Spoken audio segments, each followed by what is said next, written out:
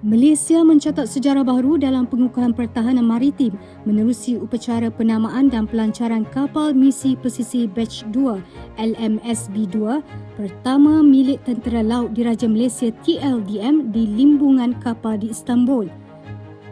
Upacara itu disempurnakan Raja Permaisuri Agong Raja Zarif Sofia. Kapal berkenaan dinamakan Tunku Laksamana Abdul Jalil dan sebagai simbolik pelancarannya dilakukan menerusi pelepasan satu kendi mengandungi air zam-zam yang dibacakan surah Yasin ke dinding haluan kapal. Penamaan dan pelancaran kapal itu merupakan upacara tradisi tentera laut sejak penubuhan Royal Navy sebagai identiti rasmi sebelum sesebuah kapal baharu ditauliah dalam perkhidmatan TLDM. Penamaan kapal pertama LMSB-2 sebagai Tunku Laksamana Abdul Jalil merupakan penghormatan tertinggi buat anak anda keempat yang di-Pertua Agong Sultan Ibrahim dan Raja Zarif Sofia. Almarhum Tunku Abdul Jalil yang merupakan ahli keluarga Diraja Johor pertama memegang gelaran Laksamana dalam sejarah moden.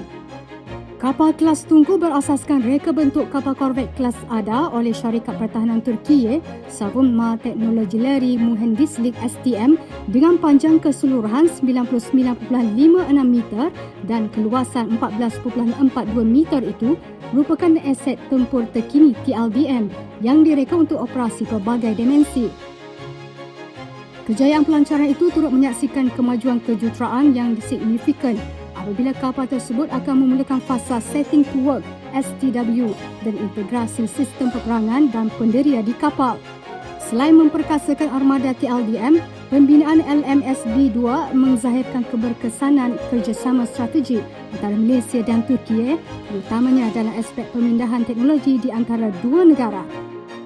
Dengan pelancaran kapal pertama itu, Malaysia kini melangkah setapak lagi dalam membina keupayaan pertahanan yang moden dan berdaya saing bagi menghadapi persekitaran keselamatan maritim yang semakin kompleks dan mencabar.